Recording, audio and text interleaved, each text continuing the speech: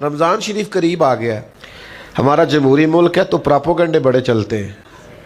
جمہوری ملک میں ہر آدمی کو اجازت ہوتی ہے نا بات کرنے کی، سارے بولتے ہیں۔ تب کچھ سالوں سے تراویحوں کے خلاف بھی پراپوگنڈا ہے، تو کرتے ہیں لوگ پراپوگنڈا۔ اور خدا کے بندے، تراویح میرے نبی کریم نے پڑھی ہے، جناب عمر نے باقاعدہ پڑھائی ہے، امت کا طریقہ ہے، اس پر اجماع ہے۔ خدا سے ڈرو۔ آپ کو میں تاکید کے ساتھ کہوں گا کہ جس طرح روزے رکھنے کی نیت کرنی ہے نا، تھوڑی تراویح کی بھی نیت کرو۔ جڑے منڈے نہیں نہ بولے مینو کیوں شاکے چ پاتا جے، تھوڑی سی تراویح کی بھی۔ اور ایک ہی حافظ، میرا دل بڑا ٹھنڈا ہوتا ہے جب کوئی بزرگ یہ کہتا ہے نا کہ جی میں معذرت چاہتا ہوں افطاری پہ نہیں آ سکتا، میں نا اتھے قرآن جی شروع کیتا ہے تو میں اتھے ہی سارا سننا ہے۔ مزہ آ جاتا ہے بات کا۔ یعنی حافظ قرآن کے ہیں، عالم بھی ہیں، قاری بھی ہیں، اب ضرورت ہے قرآن کے عاشقوں کی۔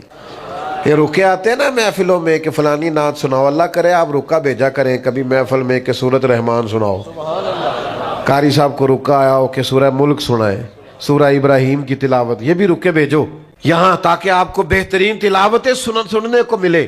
بہت زبردست کر کے قرآن مجید پڑھنا ہے رمضان میں، ایک سپارہ ترجمے سے آپ پڑھیں پہلے دن میں، رات کو پھر اس کو سنیں۔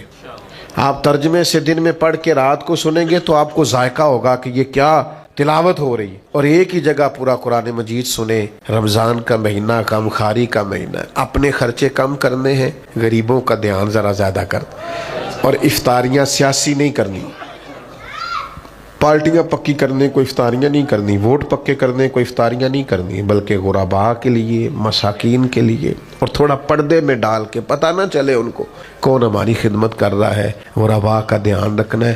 کپڑے شپڑے بھی شعبان میں ہی سلوا لیں، رمضان کا مہینہ بازاروں میں نہیں پھرنا، اللہ اللہ کرنی، کوشش کرنی ہے قرآن مجید سے اور عبادت سے جڑیں۔ اس سے پہلے سارے انتظامات کر لیں۔ اللہ کے حضور دعا کرتا ہوں اللہ تعالیٰ اس ادارے کو اور ترقی عطا فرمائے، حضرت نے، اساتذہ نے جو محنت کی ہے اللہ قبول فرمائے۔ دور جاہلیت پر جب ہم نظر ڈالتے ہیں تو اس دور کے بے شمار مسائل تھے۔ سب سے بڑا مسئلہ عقائد کا تھا، لوگ کفر میں، شرک میں مبتلا تھے، درجنوں بیسیوں بتوں کی معاذ اللہ عبادت کرتے تھے۔ پھر اس کے بعد بہت بڑا مسئلہ انسانیت کی تذلیل کا تھا، غلاموں کے ساتھ ان کا ظلم جبر، عورتوں کو اور ان کے حقوق کو اس قدر زیادہ ان کا استحصال کیا جانا، یہ دور جاہلیت کے سارے مسائل تھے۔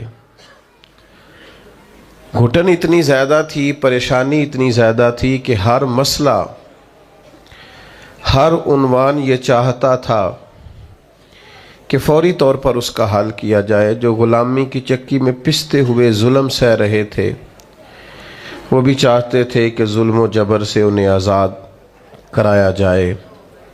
چھوٹی بات نہیں ہے بچیوں کو زندہ دفن کر دینا، بہت بڑی تکلیف، بہت بڑی آزمائش، سسکتی ہوئی انسانیت، بلکتے روتے تڑپتے لوگ۔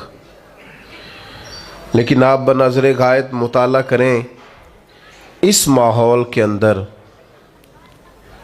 سینکڑوں سال بیت گئے، آسمان کا زمین سے کوئی رابطہ نہیں ہوا۔ صدیوں کے بعد جو پہلی وحی غار حرا میں آئی،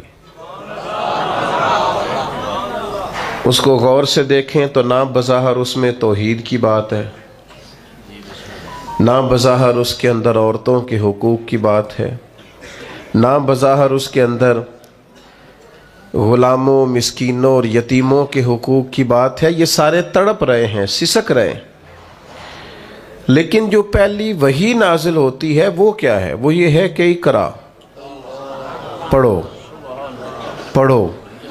معنی کیا ہے کہ یہ جتنے بھی مسائل ہیں نا، وہ مسئلہ عقیدے کا ہو، وہ مسئلہ عمل کا ہو، وہ مسئلہ عورتوں کے حقوق کا ہو، وہ مسئلہ غریبوں مسکینوں سے حسن سلوک کا ہو، ان سب مسائل کا حل یہ ہے کہ پڑھو، تعلیم حاصل کرو۔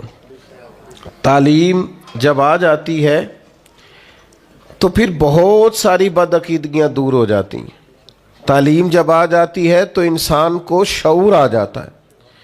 جب اسے علم حاصل ہو جاتا ہے تو پھر اس کی ذہن کی سطح بڑی بلند ہو جاتی، پھر اس کا شعور جو ہوتا ہے وہ بڑا تازہ ہو جاتا ہے. کتاب و سنت کی تعلیم انسان کو مزین کر دیتی. بعض اوقات اس طرح ہوتا ہے کہ کسی ایک کمرے میں اندھیرا بہت زیادہ ہو تو وہاں بہت سارے موذی جانور جمع ہو جاتے ہیں. یعنی سانپ بھی آ گیا، بچھو بھی آ گیا، چھپکلیاں بھی آ گئیں، کھٹمل بھی آ گئے.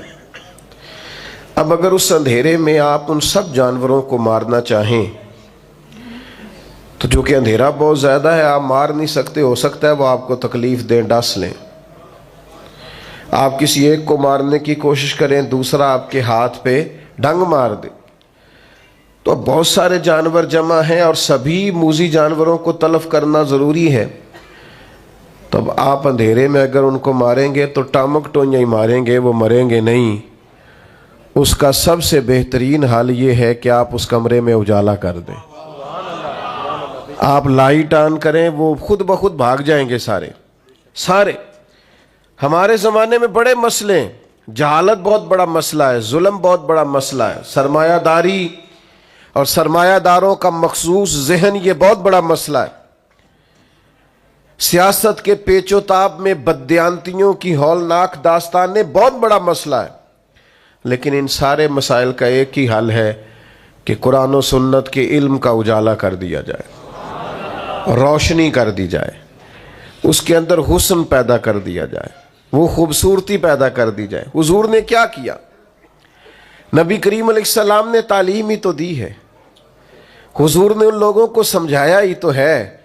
نبی پاک علیہ السلام نے انہیں بتایا کہ اللہ کے سوا کوئی عبادت کے لائق نہیں، اور بار بار تنبیہ فرمائی، مختلف زاویوں سے سمجھایا، مختلف انداز سے سمجھایا. کچھ صحابہ مختلف علاقوں کے سفر پہ گئے تو واپس آن کر کے انہوں نے عرض کیا کہ یا رسول اللہ صلی اللہ تعالی علیہ وسلم، وہاں ہم نے لوگوں کو، اپنے سرداروں کو سجدے کرتے دیکھا ہے. تو حضور آپ تو پھر ساری کائنات کے بڑے سردار ہیں، تو ہمارا بڑا دل کرتا ہے. تو اللہ کے حبیب نے کیا فرمایا؟ فرمایا سجدہ سوائے رب کے کسی کو جائز نہیں ہے. حضور نے تاکید کر دی، ان کو علم دے دیا، ان کا شعور بلند ہو گیا، وسعت قلبی حاصل ہو گئی. آپ یقین کریں یہ عقیدہ توحید آدمی کو اتنا طاقتور کر دیتا ہے، اتنا طاقتور کر دیتا ہے کہ بڑے بڑے بت ایک جملے سے پاش پاش ہو جاتے. حضرت حبیب بن زید انصاری رضی اللہ تعالیٰ عنہ جب مسلمہ کذاب کے دربار میں گئے تھے تو وہاں کا اصول تھا جو آتا تھا جھکتا تھا. لیکن جب آپ پہنچے ہیں تو جتنے لوگ دربار میں موجود تھے سب سے کم قیمت کا لباس آپ کا تھا، سب سے سادہ انداز آپ کا تھا، سب سے سادہ قسم کے گھوڑے سے آپ اترے تھے. لیکن چونکہ جو جاتا تھا جھکتا تھا، حضرت حبیب بن زید انصاری اترے، نیزہ زمین پہ رکھا، اپنے رب کا نام لے کے جب انہوں نے گردن اٹھائی تو کچھ لوگوں نے مطالبہ کیا کہ یہاں تو جھکنے کا مزاج ہے. فرمایا ہم صرف رب کے سامنے جھکتے ہیں، یہ محمد عربی کی تعلیم کا نتیجہ ہے. میرے پاس ایک ہی سجدہ تھا، نہ یہاں کیا نہ وہاں کیا، ہم محض اللہ کے سامنے جھکتے ہیں، ہمارا یہ مزاج ہے. عقیدہ توحید نے ہمیں طاقتور کر دیا. مجھے بتائیے یہ کتنی بڑی طاقت انسان کو ملتی ہے کہ رازق کون ہے؟ کبھی کسی کی جیب دیکھ کے بندے کا دل نہیں للچاتا، کبھی کسی کا بنگلہ دیکھ کر وہ پریشان نہیں ہوتا، کبھی کسی کی بڑی گاڑی اس کے دل کے اندر کسی قسم کا مد و جزر پیدا نہیں کرتی. وہ کہتی ہے میرا رازق. یہ تعلیم طاقتور کر دیتی ہے بندے کو. یہ شعور کے رازق اللہ ہے، یہ مضبوط کر دیتی ہے. لوگ بلند ہو جاتے ہیں، سوچیں بڑی ہو جاتی. وہ دولت حاصل کرنے کا کوئی ناجائز رستہ اختیار نہیں کرتے، وہ حصول مال کے لیے کوئی غلط راہ اختیار نہیں کرتے. وہ کہتے ہیں مجھے دینے والا میرا. ہارون رشید آ رہا تھا حج کر کے، تو حضرت بہلول دانا رحمت اللہ علیہ ایک چھوٹے سے پہاڑ پر ٹیلے پر بیٹھے تھے تو ہارون رشید آ رہا تھا، اونٹنی پہ بیٹھا تھا، تو دائیں بائیں لوگ تھے نعرے لگا رہے تھے. تو ظاہر ہے کہ یہ جو نعرے شعرے ہوتے ہیں یہ تسکین نفس کا باعث بھی بنتے ہیں. کئی دفعہ اللہ محفوظ فرمائے. یہ پروٹوکول کسی وقت بندہ محسوس کرتا ہے کہ دیکھا میری کتنی شان ہے، یہ بڑا نقصان کرتے ہیں، روحانی طور پر بڑے مضر ہوتے ہیں ان کے اثرات. تو بادشاہ جو تھا نا وہ ہلکا ہلکا مسکرا رہا تھا، دائیں بائیں نعرے لگ رہے تھے نا حج کر کے آیا ہے. تو اچانک بادشاہ کی نظر پڑی تو حضرت بہلول دانا پہاڑ کے ٹیلے پہ بیٹھے مسکرا رہے ہیں. اور بعض مسکراہٹیں بڑی معنی خیز ہوتی ہیں، یعنی وہ نرا لوگ مسکراتے نہیں، اس میں بڑے بڑے مفاہیم پوشیدہ ہوتے ہیں، اس سے بڑا کچھ چھلکتا ہے. تو ہارون رشید کی نظر پڑی تو حیران ہو گیا، سارا کچھ چھوڑ چھاڑ کے تو حضرت بہلول دانا کی خدمت میں گیا. جا کے عرض کرنے لگا حضور آپ کا ہنسنا بڑا انوکھا ہے، آپ ہنس کیوں رہے ہیں؟ آپ کی توجہ ہے میری بات پر؟ آپ کیوں ہنس رہے ہیں؟ تو حضرت بہلول دانا ہنسے اور کہنے لگے ہنس رہا ہوں تیرے خوش ہونے پر کہ یہ جو تیرے لوگ نعرے لگا رہے ہیں نا یہ تجھ سے پہلے کسی اور کے بھی لگاتے تھے، اور تیرے بعد انہوں نے کسی اور کے بھی لگانے ہیں، تو کہاں خوش ہو رہا ہے؟ یہ کچھ لوگ ایسے ہوتے ہیں جن کی کوئی پارٹی نہیں ہوتی، وہی پارٹی ہوتی ہے ان کی جس کی حکومت ہوتی ہے. تو یہ اس پارٹی کے ممبر ہیں، تو میرے بھائی بڑا مسکرا رہا ہے، خوش ہو رہا ہے، یہ کل کسی اور کے نعرے لگاتے تھے اور تیرے بعد کسی اور کے نعرے لگائیں گے. یہ تو کس بات پہ راضی، کس تسکین نفس پہ تو مطمئن ہے؟ تو چوٹ لگی، ہارون رشید چپ کر گیا. پھر بادشاہ تھا نا، بادشاہوں کی گفتگو ایسی ہوتی ہے. کہنے لگا حضرت سنا ہے آپ مقروض ہیں، تو کوئی حکم ہوا تو مجھے بتائیے گا. تو حضرت بہلول دانا بڑے غصے سے ہارون رشید سے پوچھنے لگے تیرا رب کون ہے؟ اللہ کرے آپ کو سمجھ آئے میں کیا کہہ رہا ہوں. تیرا رب کون ہے؟ کہا اللہ. تو فرمایا میرا کون ہے؟ اللہ اکبر. اس نے کہا حضور آپ کا بھی اللہ. تو فرمانے لگے ہارون رشید یہ تو نہیں نہ ہو سکتا کہ رب ہارون رشید کو دیتا جائے اور بہلول دانا کو بھول ہی جائے. یہ عقیدہ میرا بڑا مضبوط ہے، میرا رب جب چاہے گا نا وَيَرْزُقْهُ مِنْ حَيْثُ لَا يَحْتَسِبُ، وہ وہاں سے دے دے گا جہاں سے کبھی گمان بھی نہیں گیا ہوگا. لہٰذا تو جا، مجھے تیری ضرورت نہیں ہے. بھائی عقیدہ توحید کا علم اور یقین یہ طاقتور کر دیتا. آج کل لوگ بڑا ڈرتے ہیں پر لوگوں سے، لوگ بڑا گھبراتے ہیں پر لوگوں سے، لوگ بڑا شرماتے ہیں پر ایک لفظ ہے جس نے جینا لوگوں کا مشکل کر دیا. وہ لفظ ہے، وہ جملہ ہے لوگ کیا کہیں گے. اس نے جینا مشکل کر دیا. لوگ کیا کہیں گے؟ او بھائی آپ جو مرضی کر لیں، لوگ پھر بھی کچھ نہ کچھ کہیں گے. کہنے کے لیے ہوتا ہے نا کچھ نہ کچھ، لوگ پھر بھی کچھ نہ کچھ کہیں گے.